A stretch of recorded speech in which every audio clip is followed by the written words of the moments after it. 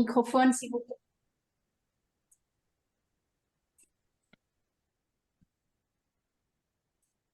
Bon, bah, merci d'être ici. Notre séminariste cette semaine, c'est David Bohan, qui vient de Dijon, de l'unité agroécologie. Donc, il va nous présenter en anglais des choses très intéressantes sur les interactions trophiques, les algorithmes d'intelligence artificielle et l'écologie de l'interaction en général. Thank you, Christine. I'm also not just going to discuss trophic interactions. I'm going to discuss implicitly quite a lot of dark interactions. These are the interactions that we often don't see.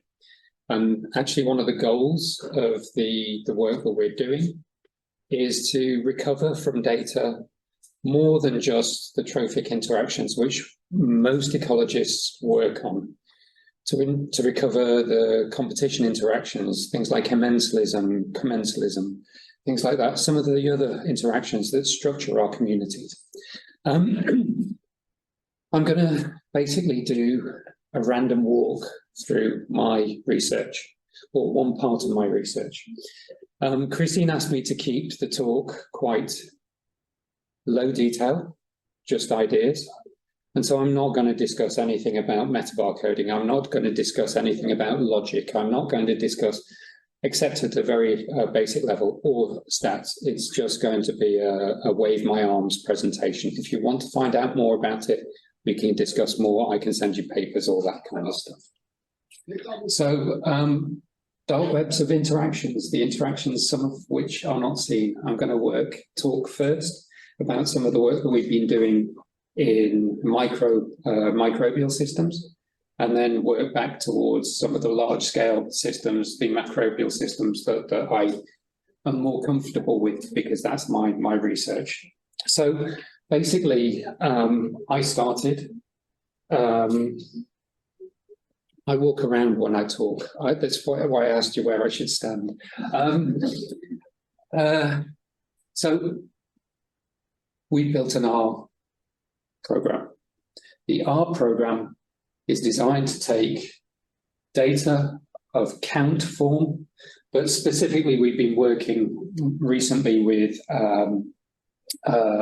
metabar code data. So this is OTUs, operational taxonomic units, sampled in the field across a number of samples. We have the sequencing depth for each one of the OTUs.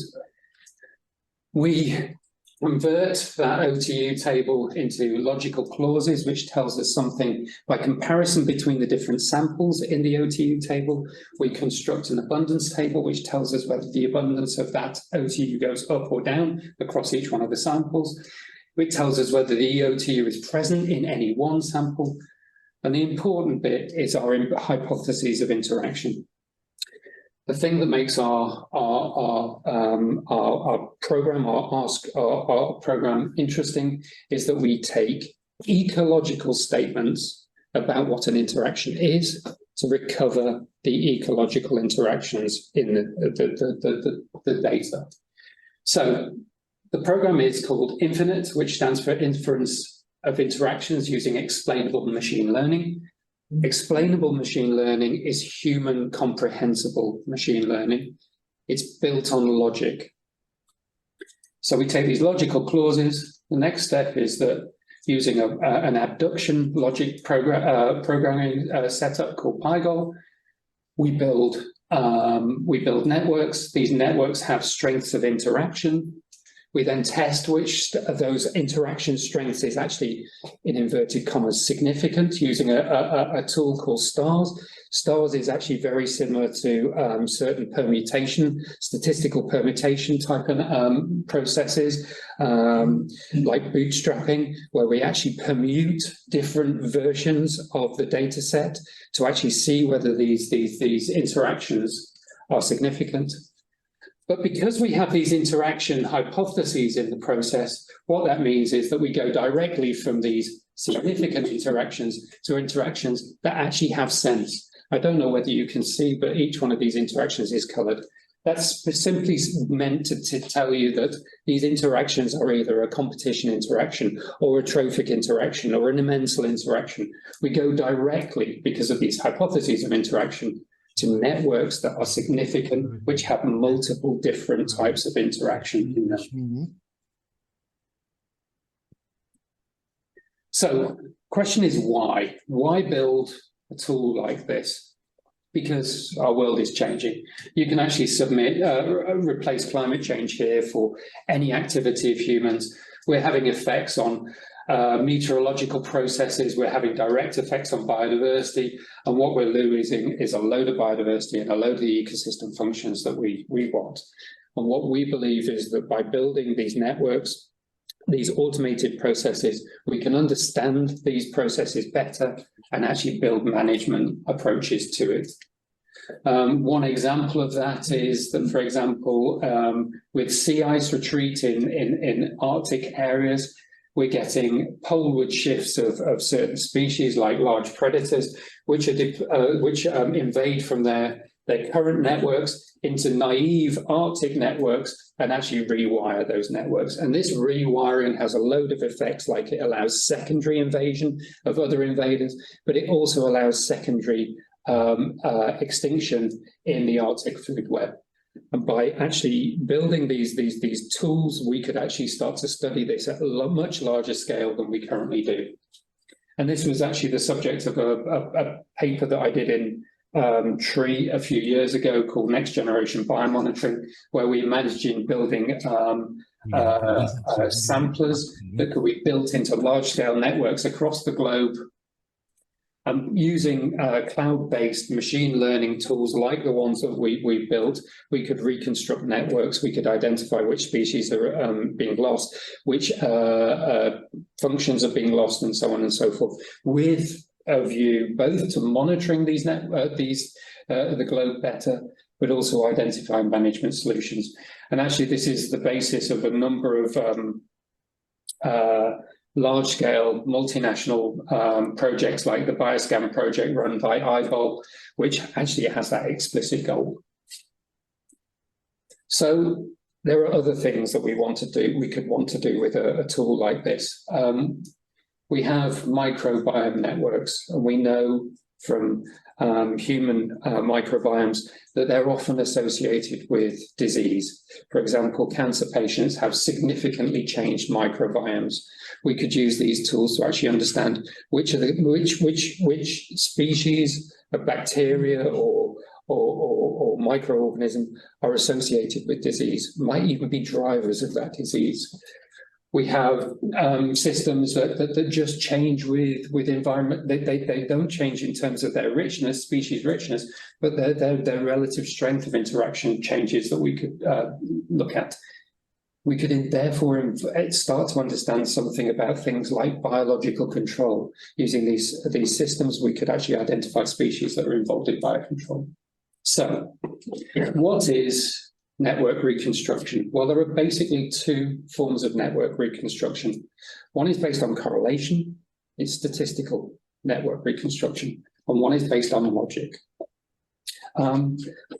Many of us know about the Rosetta Stone and the work of Champollion and some of his colleagues in translating the hieroglyphics on the Rosetta Stone and the demotic on the Rosetta Stone from the Greek that was understood at that time. If we were to do this process now, largely speaking, we would probably use a correlational-based approach. These approaches look at the positions and frequencies of certain words in a known language, like Greek, and try to correlate those in unknown languages.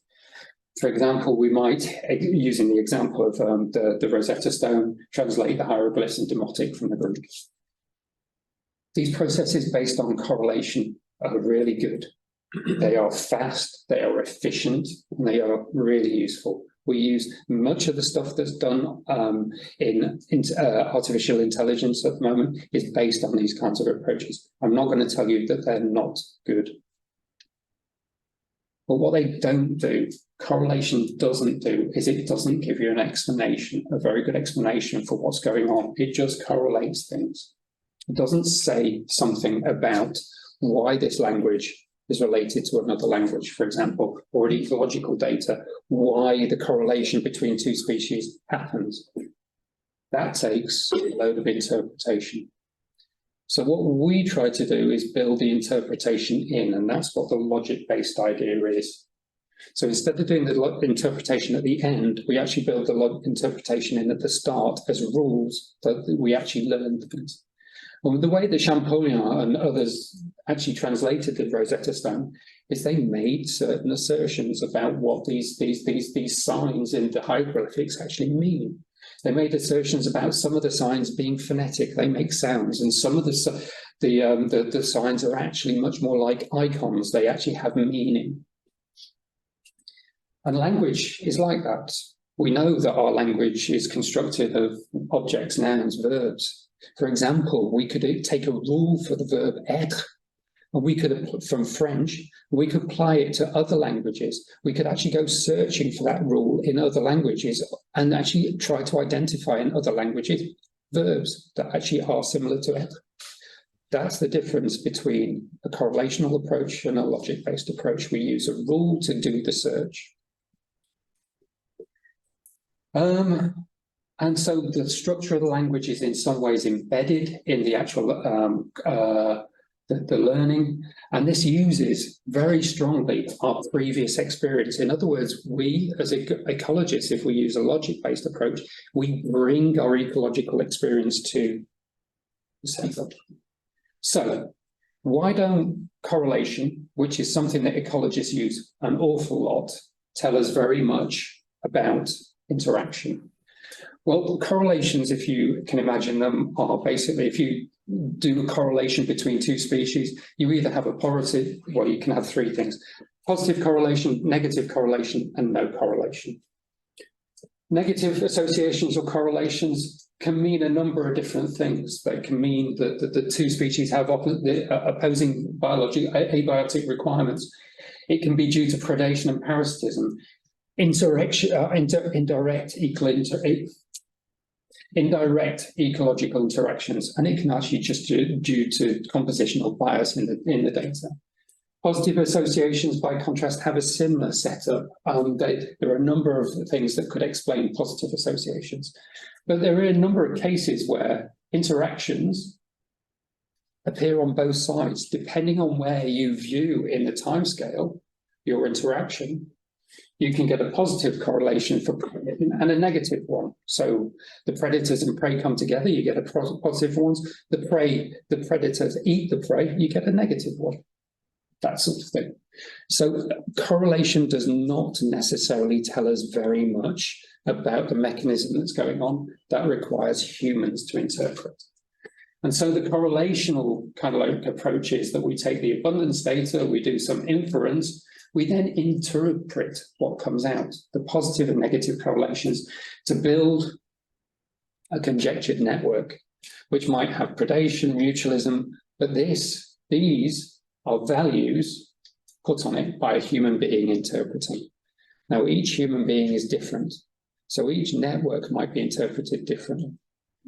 What we prefer to do is something more like this, where we take the abundance data, the same abundance data, we build in to the learning the rules beforehand so that everyone can see what rules we're using. They are generic in some senses.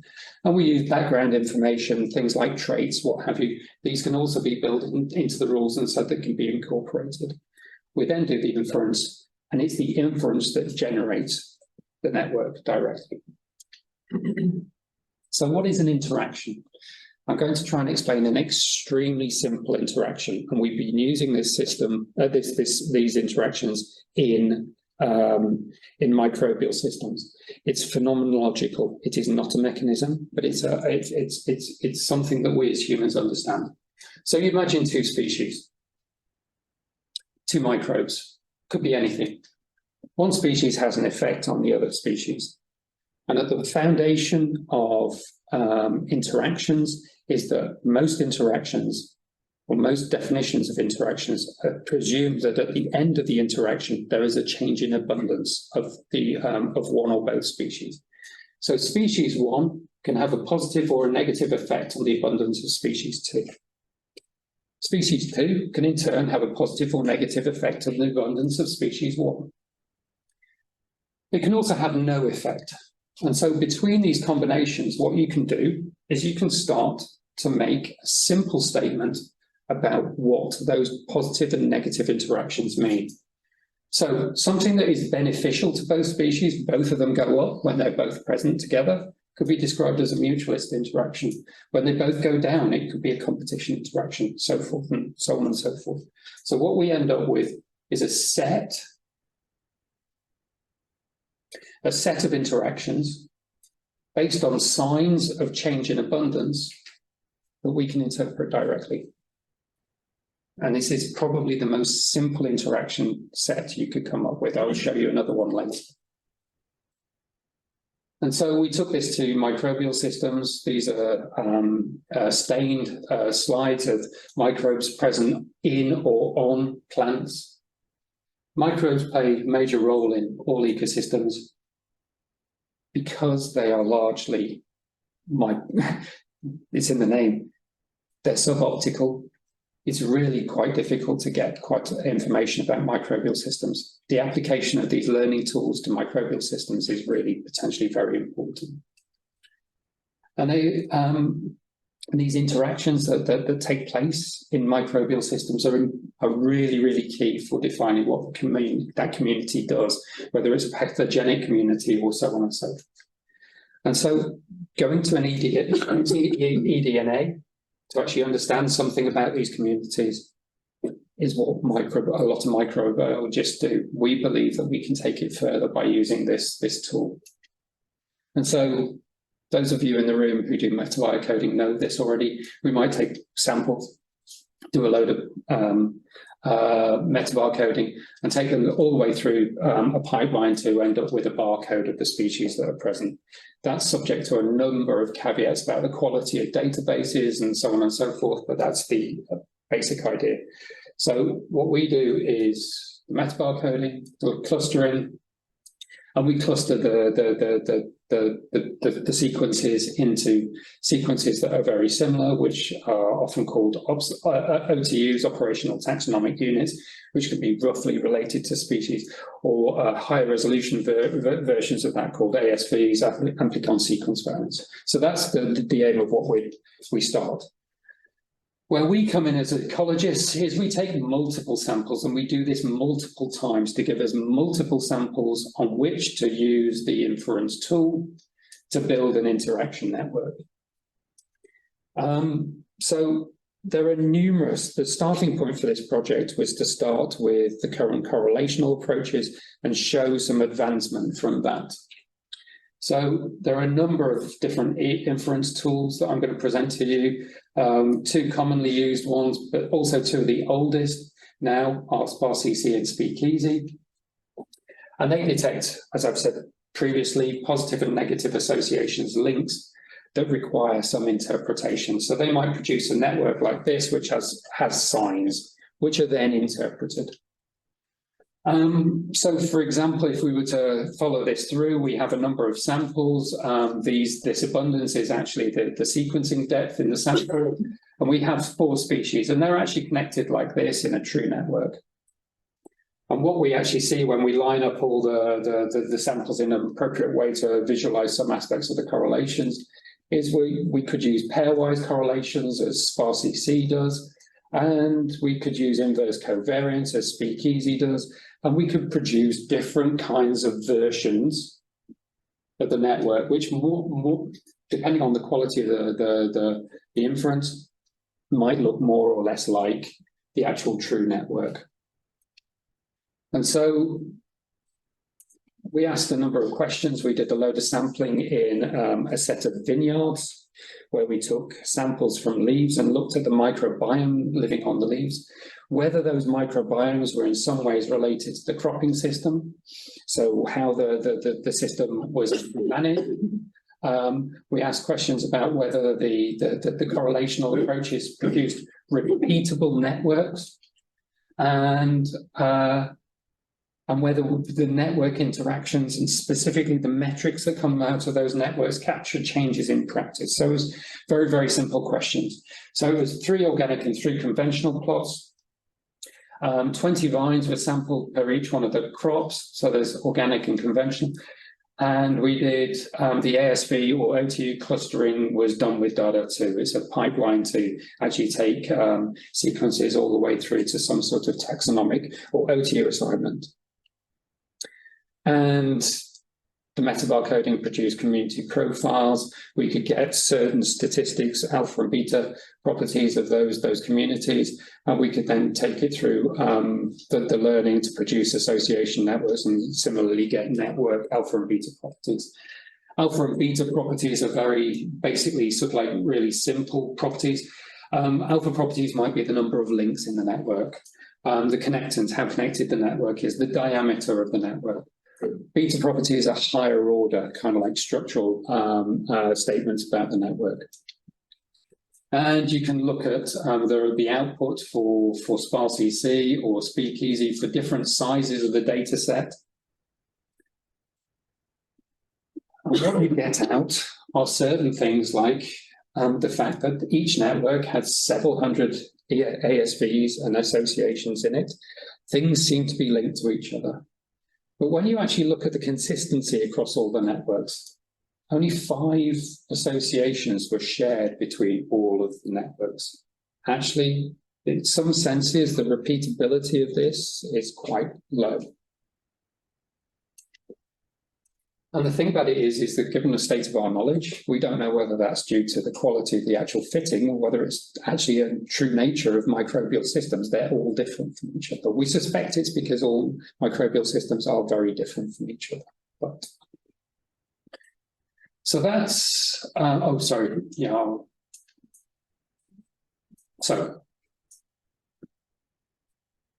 what we then did is from that starting point where we did a correlation analysis, which showed that the networks are quite diverse, we then started to do the logic-based approaches.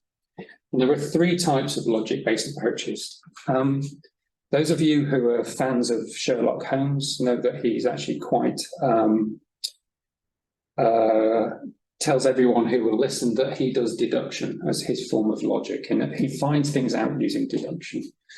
Basically, what deduction is that we observe, so we have rules for ecology, that one of our rules might be that an interaction produces a change in abundance. And we might have observed a case where 2 species interact. So we might then conjecture that we should then see the abundance of at least one of those species that have been interacting change. In other words, we start with a rule, we have a case, an observation, and we make a statement. Induction is slightly different. We have a case where 2 species are interacting. We hypothesize a rule that that the abundance of which one of these taxa should change. We therefore have the logical inference that an interaction therefore produces changes in abundance. An interaction between 2 species produces a change in abundance. Actually, this is kind of interesting because there are actually logical-based approaches which can take our data, our count data, which is basically a whole sequence of things happening. Our count data, which is the abundances and the interactions between things. And using that data, it could actually generate new rules for those interactions. Potentially, we could use this very similar methodologies to the ones I'm going to present to actually conjecture, to invent new rules of interaction. That's in the future, though. What we do, though, is called abduction. And what we have is classical count data. We have abundances in our samples. We have ecological understanding that interactions produce changes in numbers, and we can actually produce hypotheses for those changes in abundance. Certain of them are associated with species going up or going down or staying the same, as I've previously just shown. And we can go and search the data that we have to propose which species are actually interacting with each other. In other words, this is the building of networks. So that's the logical process. What we're doing is abduction. And so we start with using the same terminology, the result, which is the abundances, and we generate logic statements from our OTU tables. So for example, we have, between sample X and sample Y, species 2 goes down. So X and Y, yes, between X and Y, the abundance of species 2 has gone down. So it's basically a statement of all the stuff that's in this table. And we have presence statements. So species 1 in sample X is not present. Species 1, sample X, not present. They're very, very simple translations of the OTU table into logical statements. We then code the hypotheses. So the hypotheses that I had previously, where up and down and no change were related to things like mutualism, competition, and so forth. These are just coded here. And the combination here, effect up of species 1 on 2, and effect down of species 1 on 2, gives us which one of those interactions we're actually looking for. And the way that we actually come out of that is that across all of our data sets, this is going through, searching through all the data sets, each combination of samples and each combination of species, and producing either an effect up, yes, or an effect down for each combination. And we just do a sum. And a sum of all of the examples for species 1 on species 2 across all of the samples that are up and all of them that are down, and we get an I statistic, which is just the difference. What you would expect is if species 1 is preying on species 2, for example, it would always be an effect of species 1 on species 2 always would be down. In other words, there would be no species up, and that's the kind of thing that we're looking for. Big differences tells us that something consistent is happening. Big differences in the I statistic tells us that something big is happening. And so that's basically what happens. We do the OTU table, we do the ecological knowledge, we have these clauses that we build that are either from the data or from our hypothesis. We do the abduction and it produces links with I statistics. And then we take the I statistics and we use those in permutation to test whether each one of these links are important. And because each one of the links is associated with a rule, we know that the network is then built of either competition, trophic, what have you, interactions. And sorry, can I have a small question? I don't know whether I'll answer it.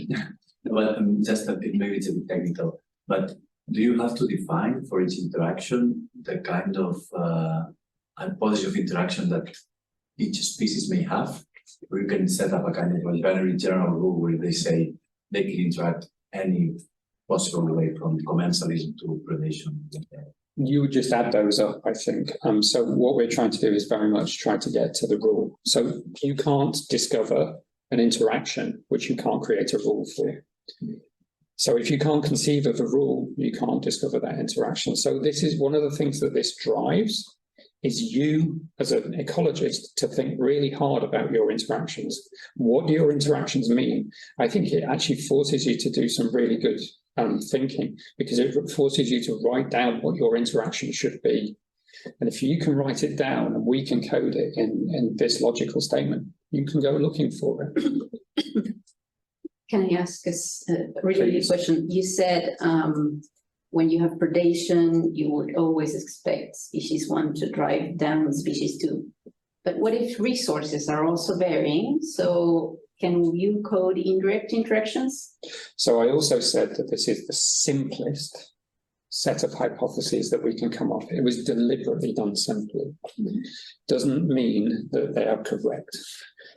There are lots of problems you can, one of the things that you get when you submit a paper on this stuff is that everyone starts to sort of like go, oh yeah, but there's an exception, and oh yeah. And it's true. In ecology, we get lots and lots of exceptions. This is why one of the reasons why we also do things like experiment, where we have different treatments, where we manipulate in the background certain things happening and enough replicas that we can actually hopefully pick some things up. But it doesn't get away from the fact that you should define clearly what your hypothesis is, what it means and what it's doing, and therefore what are the gaps in your hypothesis, what it's not doing, what its failings are. So the answer to your question is your worries are perfectly correct. Right.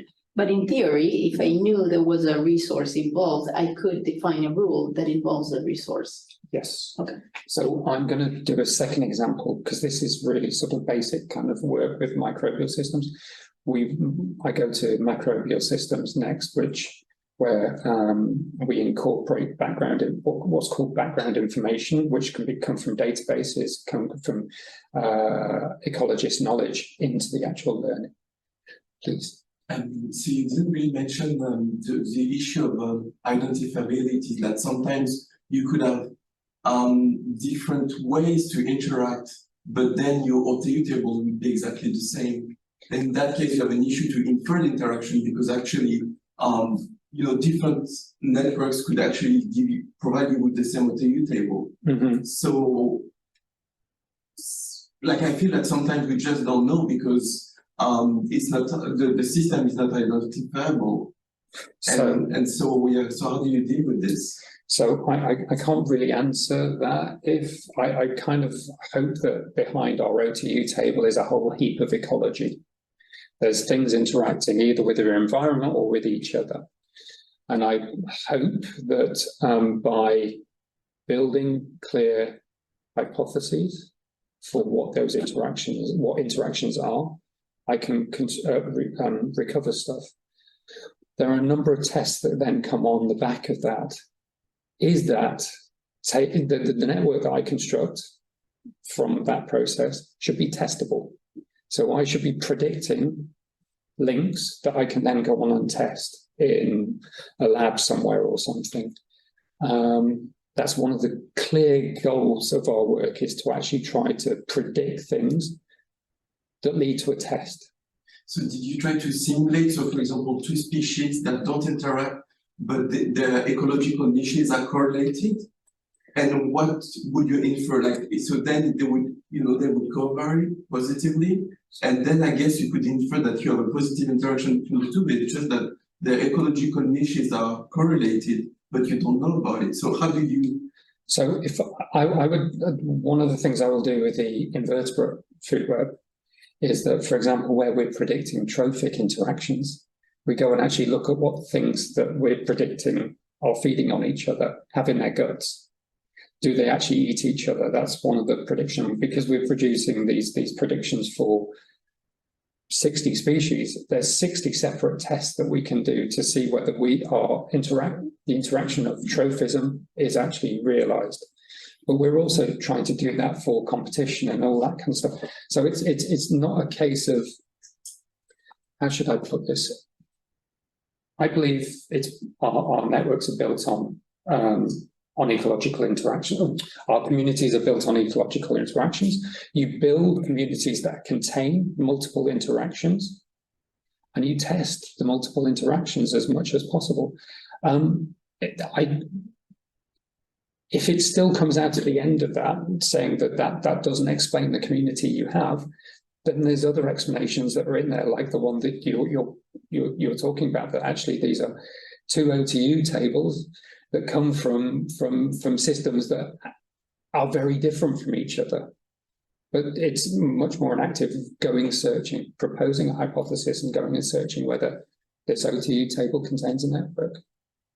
I think the null model here is quite important, and I'm afraid that you find something, you find a network, but actually you could build like a number of different hypotheses and find a completely different network.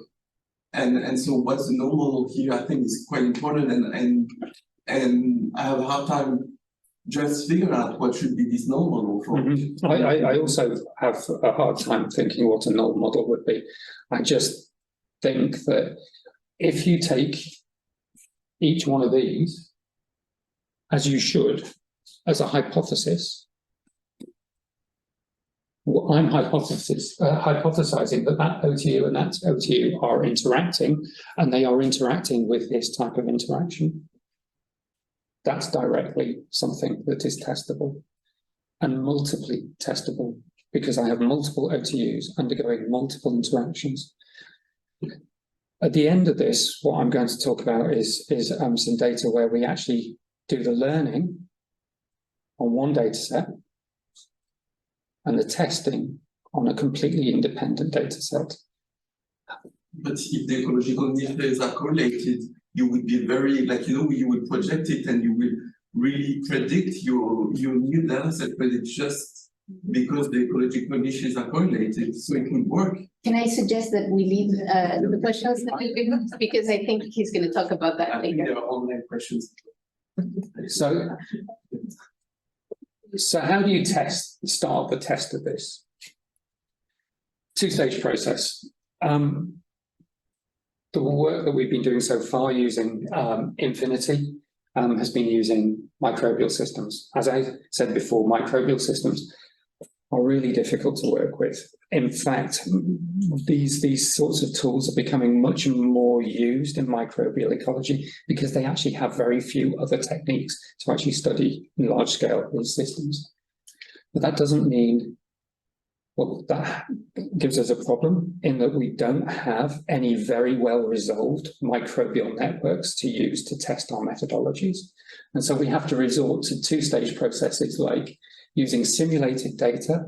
So we generate network data and see whether it recovers that data, so those networks, or two, using real data from systems that we know about and seeing whether the networks it produces kind of correspond to what we understand.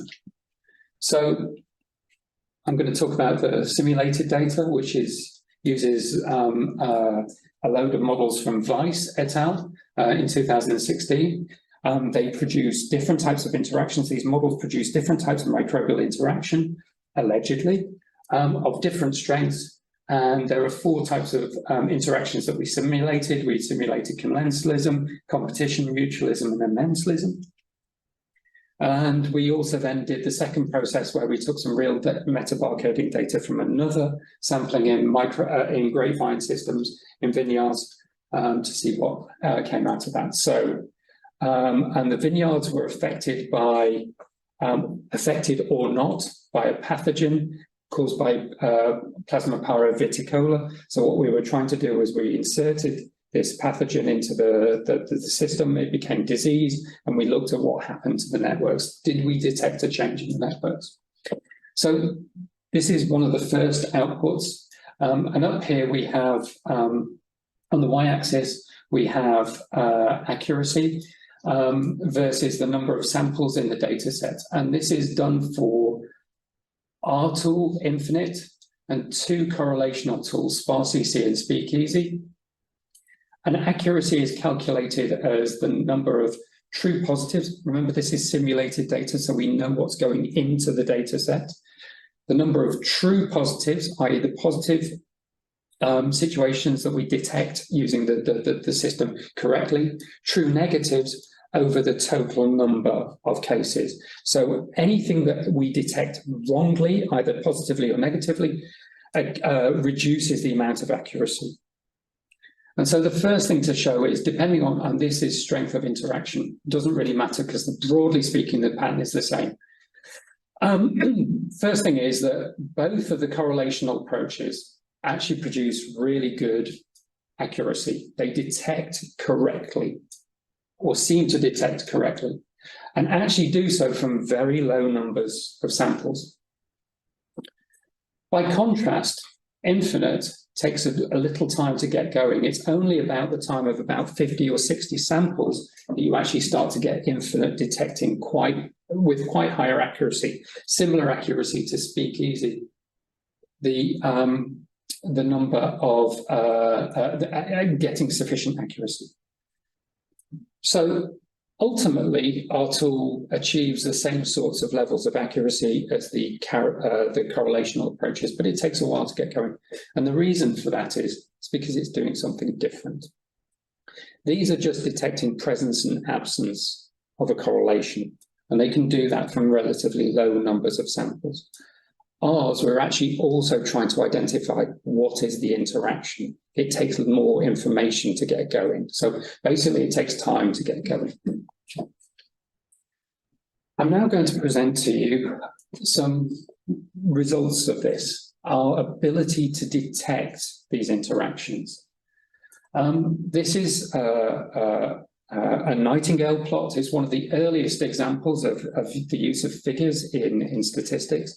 It dates from the middle early part of the 19th century. Basically, what we have is a quadrant here and a dotted line. The dotted line is 100%. So at 100%, we're detecting all of the mutualist interactions that the model says are present. So with infinite, actually, what we're detecting is something about 75 to 80% of the mutualistic interactions correctly. No, mutualistic interactions is detected. When we go round and look at commensalism, and competition, we find again that for commensalism, we can also detect anything that's put into the data set as a commensal interaction, we pick up with quite high accuracy. Commensalism interactions are poorly recovered. Competition interactions are poorly recovered. But when you look at the correlational approaches, the same thing, same pattern occurs.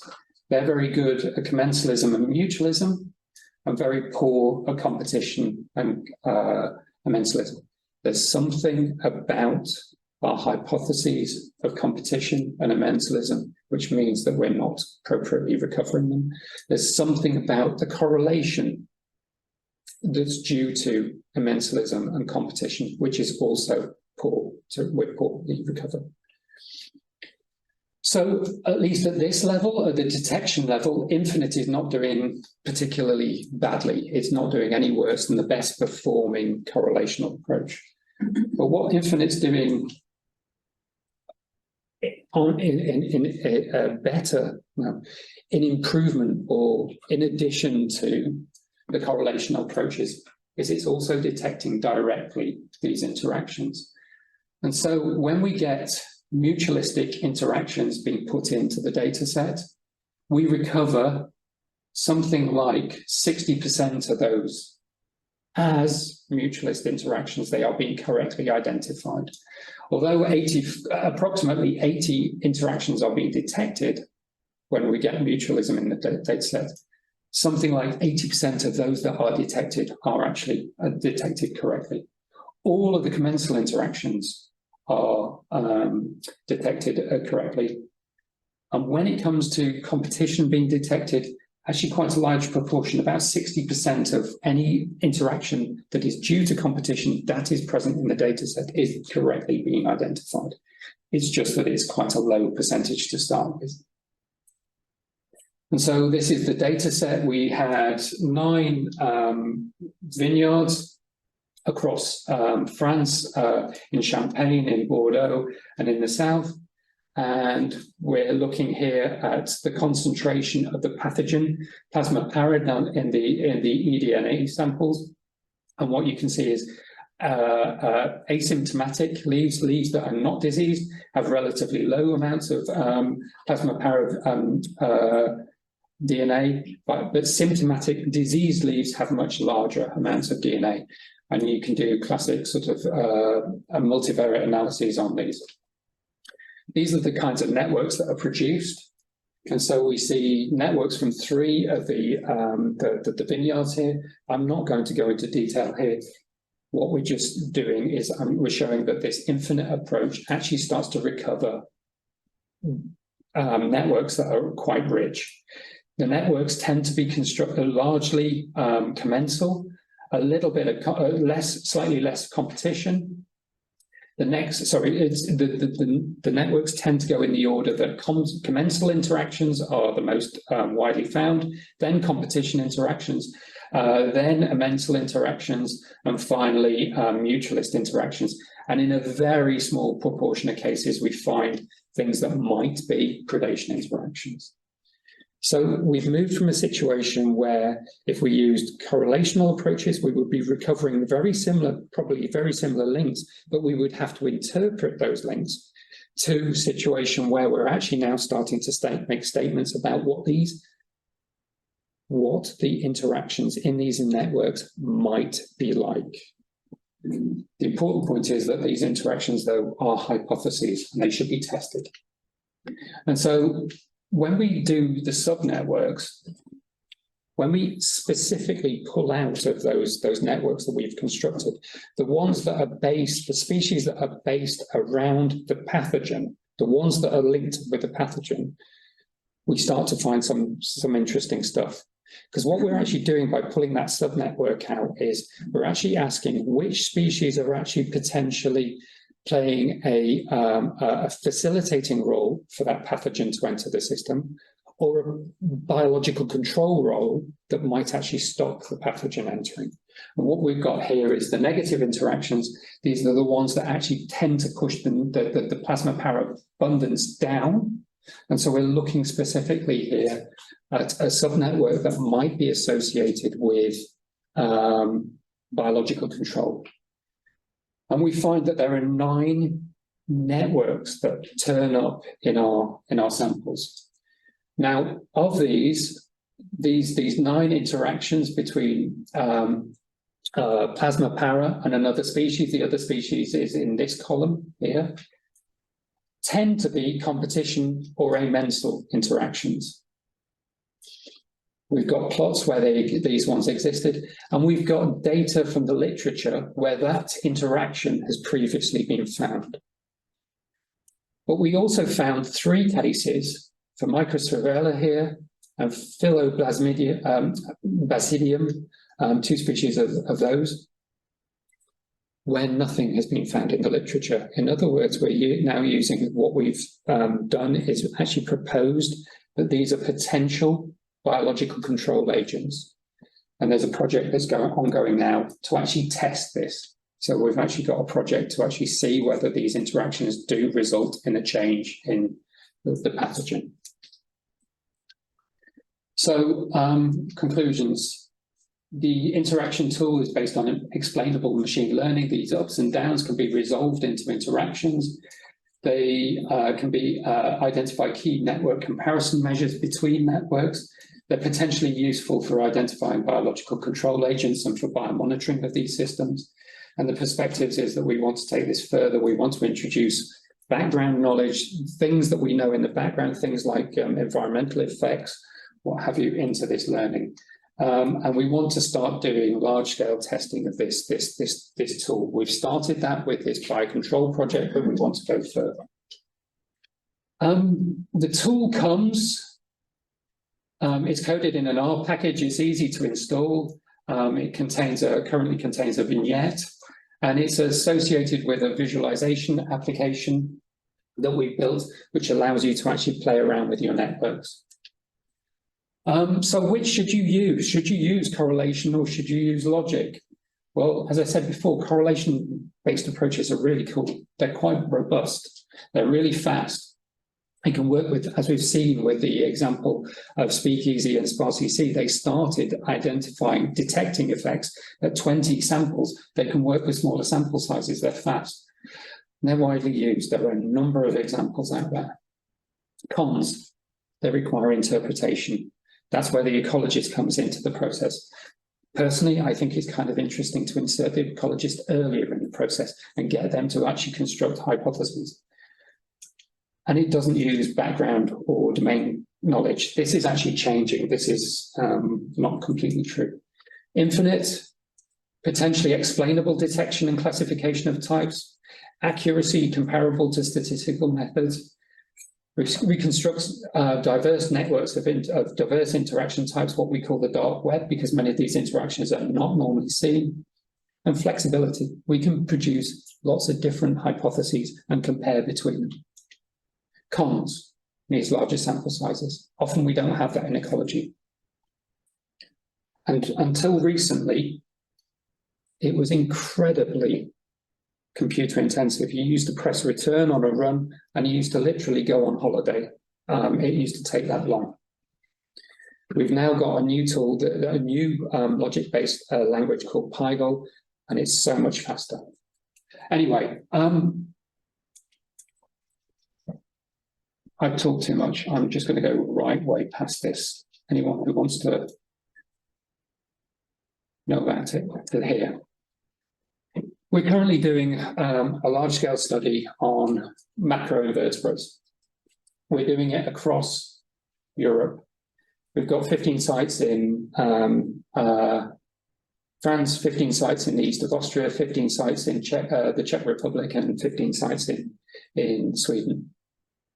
And what we've been able to show is that when you look at the number of carabids on the x-axis against the number of seeds at the end of a year in the weed seed bank, I should say, though, that this weed seed bank at the end of the year is corrected for the seed bank at the start of the year. So it's actually a change. It's actually the residual of change in the seed bank.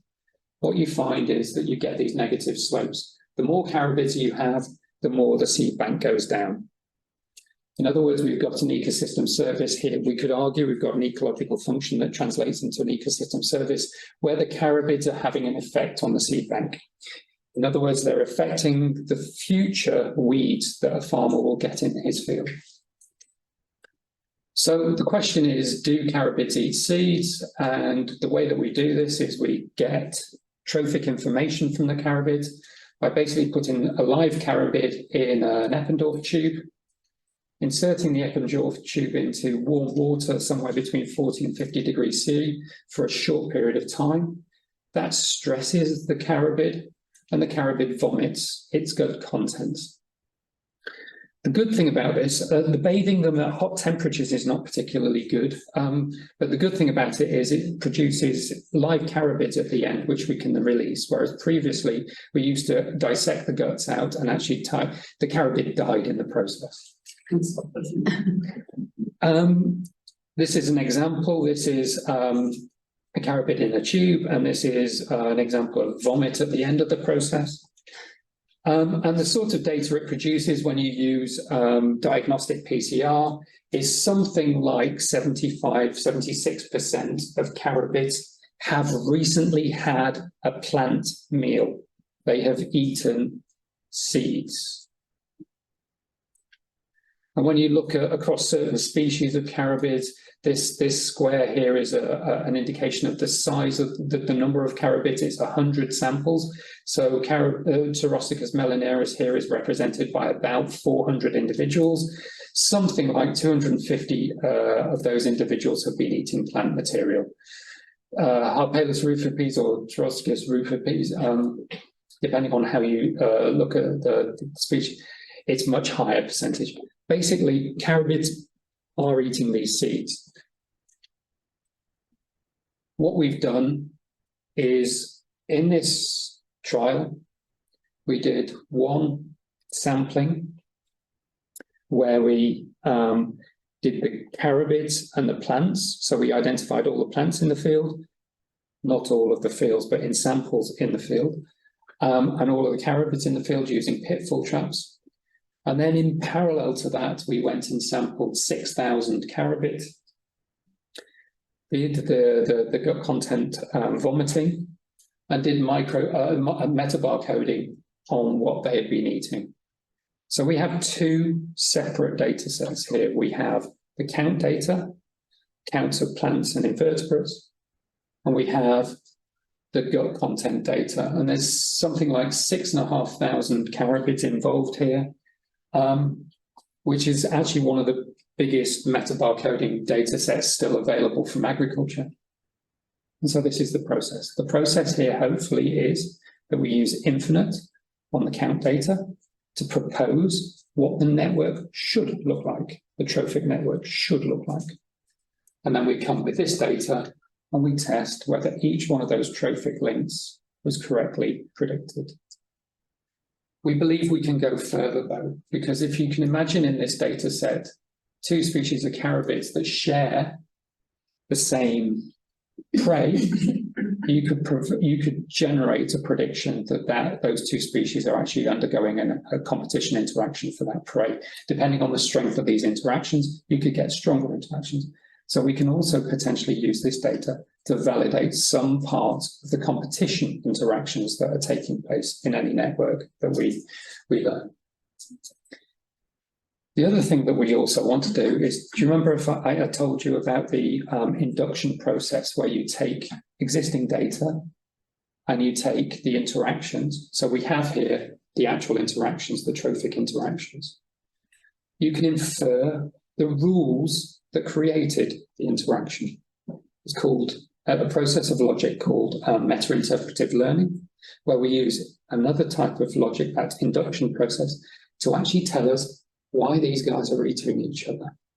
Because what we actually have behind each one of these carabids and behind each one of these plants is lots of information about their traits, size of the seeds, where they occur, when they occur, what the seed tegument looks like, all that kind of stuff. This induction process, built correctly, could actually use that information to actually predict or to make a hypothesis of what the interaction, why these interactions occur. So I'm going to leave it there. I skipped a whole heap of the carabid stuff because I've gone over time. I'm sorry about that, but that's me. Thank you. So let's take a couple of questions. Yes.